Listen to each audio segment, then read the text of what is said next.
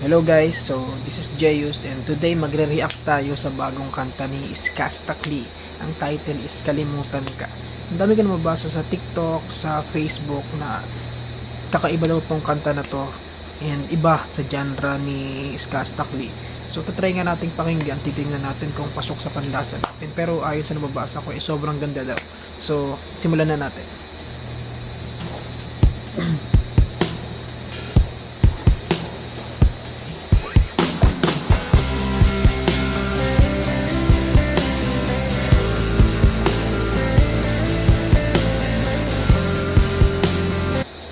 Gagi, umpisa pa lang. Iba na to. Ano to? Banda. Hindi to yung mga beats. Dito yung mga beats, yung mga nakasanayan natin na electronic beats na ginagamit is Skastakli. Hindi. Banda to. Tingnan natin.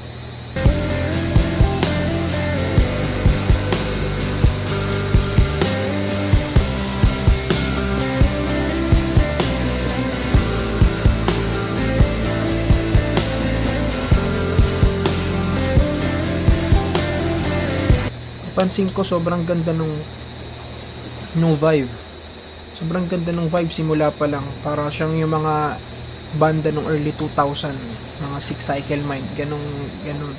Hail, mga ganun. Mga Sugar Free type vibe. Ganun. So, dun pa lang, ba? Alam mo na yung totoo yung mga sinasabi nung sa TikTok. So, pakituloy na natin.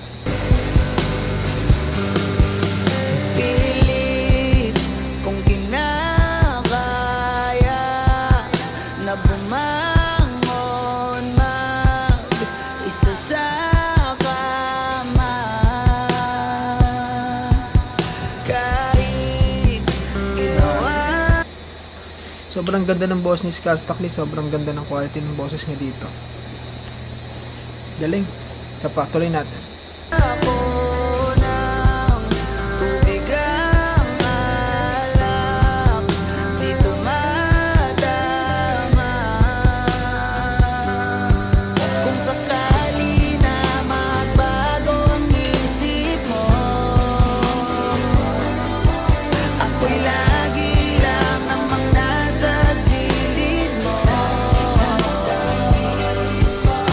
Kita niyo yung kita niyo yung music video.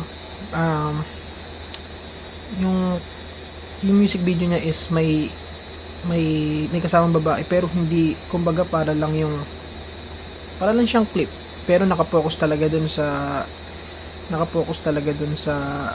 performance ni Skastakli dito. Kasi yung iba more on pag mayroong silang guest na babae, so yun talaga yung pinapakita yun talaga yung bida dun sa kwento sa kanta. Dito si Skastakli talaga yung, kumbaga kung may babae man sumusulpot-sulpot lang. So dito talaga makikita mo yung yung yung talent talaga ni Skastakli yung binibida dito. So tunay natin. Kaso malang kahit na nung pilit ko, ako'y di mo nakikita.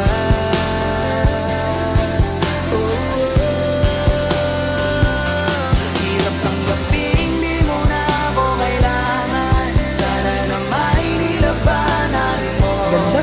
Anong nangyari sa tayo hanggang sa huli, tuluyan bang kakalimutan na?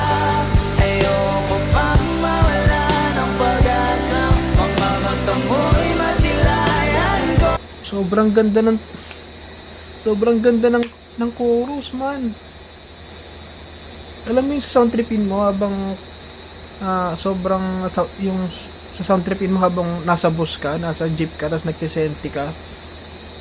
Ito yun yung pwedeng isama sa classics. Ganito yung mga vibe na pwedeng isama sa pag naghahanap ka ng mga mahilig ka sa mga early 20s na banda. So pwede mo tong isama, hindi mo aakalain na ginawa siya 2025 na. So ganda.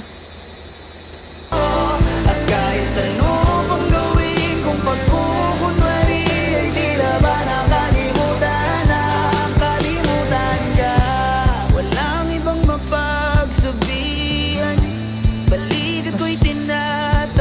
sobrang catchy ng sobrang catchy ng tono, sobrang ganda ng lyrics. Tapos hindi siya yung basta, feeling ko ito yung lyrics na na hindi basta-basta sinulat. So ginawan talaga siya ng kwento, binigyan siya ng pagkakasunod-sunod kung paano ilalahad yung kwento ni Skastakli, kung paano niya kalimutan yung babae na hindi niya kayang kalimutan kasi nga yung title. So parang hindi siya yung basta-basta sinulat lang, kasi marami ngayon yung basta sulat lang ng sulat pero ramdam mo dun sa kwento na sa kanta na wala talagang kwento, walang pagkakasunod-sunod.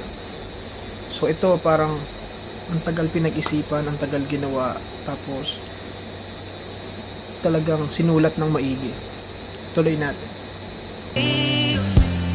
Paano ko tatanggapin ay kay hindi na babalik pag naalala. Dahil palang tatulis ka stock nyo, no?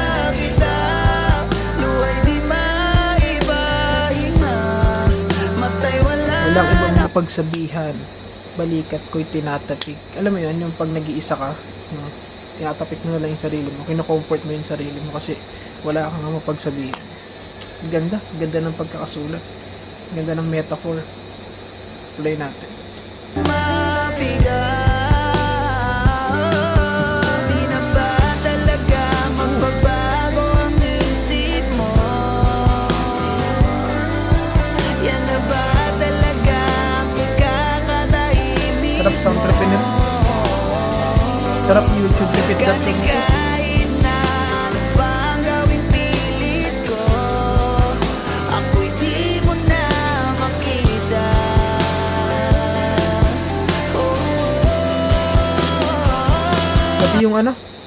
Pati yung banda sobrang galing. Bilib ako dun sa yung sa gitara at saka sa drums. Galing ng pagkakagawa nitong kanta na to. Hindi mo na ako kailangan, sana lang mainilabanan mo. Anong nangyari sa tayo hanggang sa uli? Tuluyan bang kakalimutan na? Ayoko pang mawala ng pag-asa. Mga mata mo'y masilayan ko, at kahit ano pang gawin kong Ganda ng boss ni Skastakli. Kahit yung riffs niya sobrang ganda.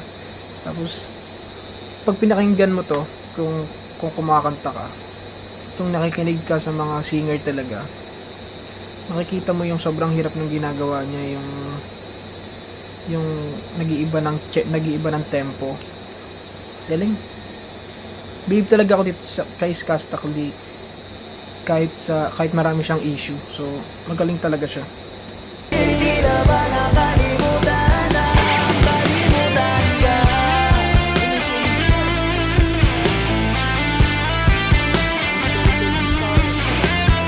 Nagigitara ba talaga to? Galing. Ganda ng pasok. Para talaga siyang galing.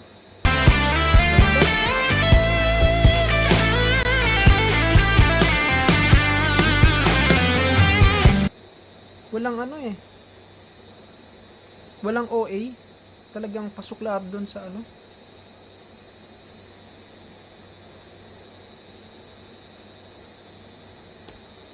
gusto ko pa rito kay Skastakli, ang alam ko siya yung gumagawa ng sarili niyang kanta eh. So kung mapapakinggan mo si Skastakli mga noon pa, ang ganda ng mga lyrics na ginagawa niya, hindi lang basta sulat. Talagang magaling siya. Isa siyang magaling siyang songwriter. Bukod pa doon sa pagiging magaling na singer.